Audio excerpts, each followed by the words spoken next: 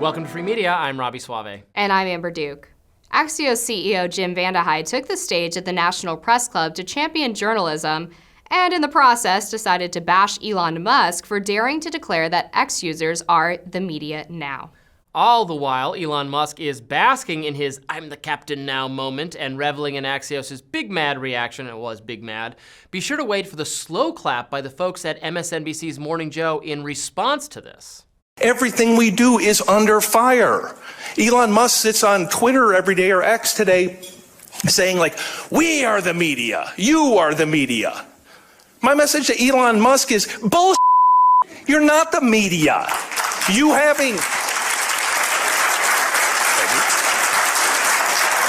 having a blue check mark, a Twitter handle, and 300 words of cleverness doesn't make you a reporter. You don't do that by popping off on Twitter. You don't do that by having an opinion.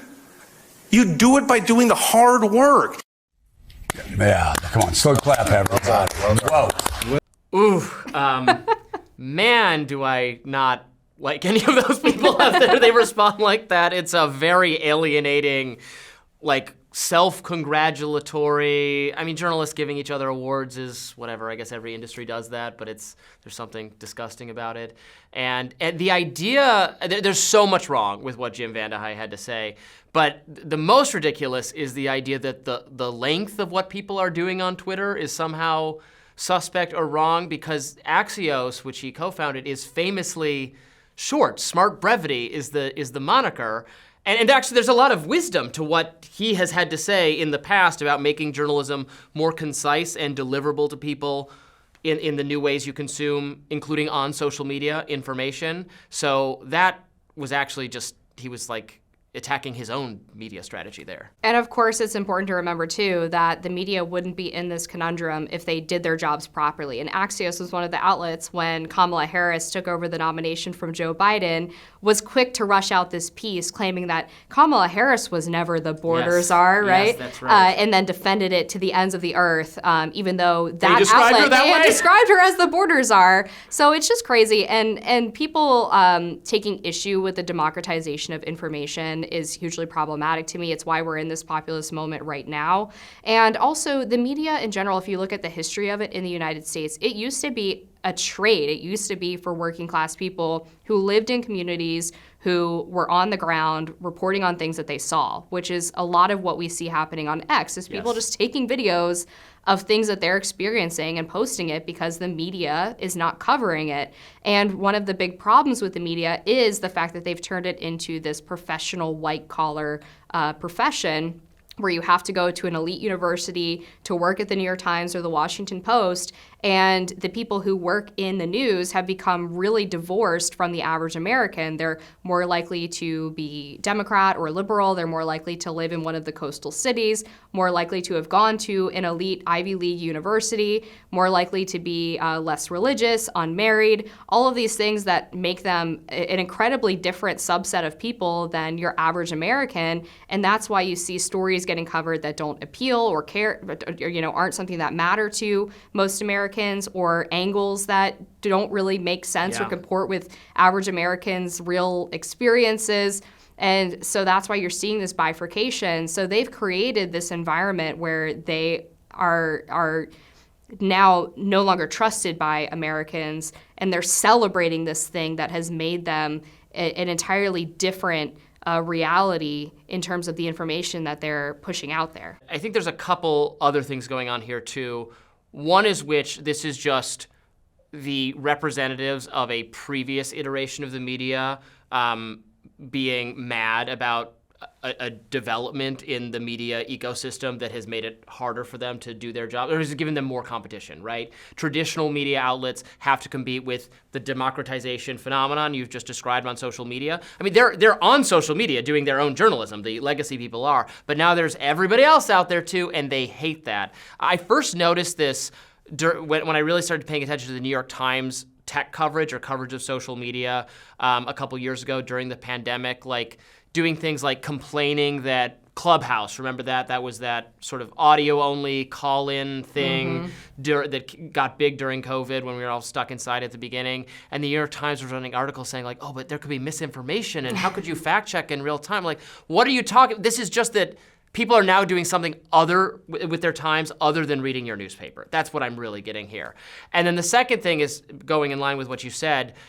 Yes, the lack of having to be credentialed to do what everyone can do on social media now is, I think, very frustrating to people who spent years and hundreds of thousands of dollars getting elite educations to learn something that is actually just a craft that you can pick up very easily, that you can do, if you go to college, you can best learn journalism the way I did from working at the student newspaper or something. Any old liberal arts education will do. It is not an academic discipline. Journalism isn't. Jim Vandehei says, I can't remember what he said in the clip we played, he says it elsewhere in the speech, that just like you wouldn't want a journalist to be an amateur, you wouldn't go to an amateur brain surgeon, which I think tells you so much. Brain surgery is something you need to go to medical school to perform. That is an elite credential skill. Yes, I agree with that. Journalism is not like that. It's not. You don't need to study for 10 years. You don't need to go to Columbia or Harvard or whatever and go $500,000 into debt to do it. You don't. If you chose that route, sorry, but you didn't have to do that. Very true. I mean, when I got started in media, I sort of fell into it by accident after college and learned everything on the job, which is, again, how it used to be. That's how journalists used to become credentialed, was they just did the work and learned how to develop sources and how to make sure that their stories would hold up to scrutiny. And now, because they have a piece of paper, they think that they're better than everybody else. And this attitude, again, is part of the problem, is that they think because they spent hundreds of thousands of dollars that they deserve to have a monopoly on information, and they have become this sort of sneering ivory tower group of individuals who think that they're the only ones who could properly suss out truth, and the rest of us are all just idiots, and we're also supposed to not believe what we see with our own eyes unless Axios tells us that it's real. And also, I'm not saying that they should disappear entirely or go away. Often Axios does valuable insider reporting on what's going on in the administration or the business world or whatever, and that's valuable, and they use social media to get it out there. I still read legacy media sources. Oftentimes their reporting can be quite good. Sometimes it's very agenda-driven and bad as well, and they get important stories wrong, as you've noted. Just random people or amateur people or content creators, whatever we're calling them, sometimes do a lot of good work, sometimes get things wrong too, and I call them out when they do, and I appreciate them when they're good. And that's true whether you've just gotten your start on Twitter right now, you're just taking a camera to a protest and filming it, or whether you've been doing this for 20 years. And we just evaluate it on a case-by-case basis. And sometimes there's people I don't like, and then they do something good that I think is worthwhile, or it goes the other way. It's someone who I generally appreciate their writing or their reporting, and then I think they really botched it this time. That's just how it works. But you can't say, no, all the new social media stuff is bad, all the legacy stuff is good, or the other way around. And it seems like it's the legacy people, like Jim Vandehei, trying to say, how dare you seek alternate sources of information? We have to protect and we have to fight for what we're doing. He's actually describing it in very us-them terms, which is what they don't like about what Trump does, or what they say they don't like about what Trump does. And he also kind of tried to make it sound like being a journalist is very dangerous, which is not true. Or there's something so admirable about doing it.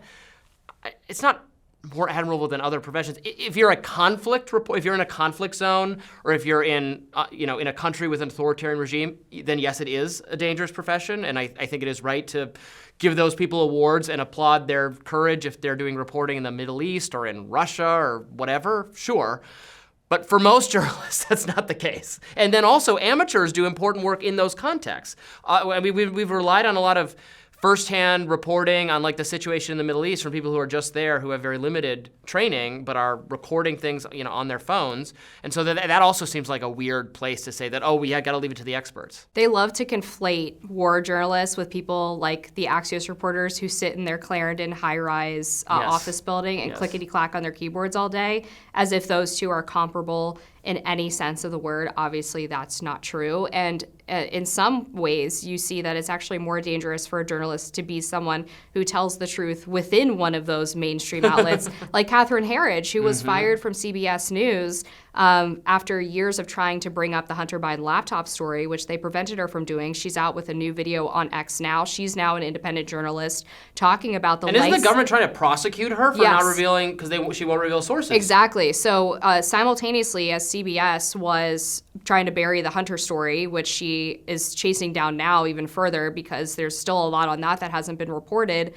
She is part of a lawsuit related to her work at Fox News because she ran a series of national security stories from leaks from the government, from national security sources, about a Chinese national who was running, I believe it was schools, private schools, but was taking money from the CCP or connected to the CCP somehow. And this woman didn't sue Catherine Herridge, but sued the government for the leaks. But because Catherine Herridge was the source of the leaks, they're now trying to get her to reveal her sources. She was held in contempt for refusing to give them up and now faces jail time because the appeals court that she went to does not seem sympathetic, apparently, to the First Amendment argument that a journalist should not have to reveal her sources.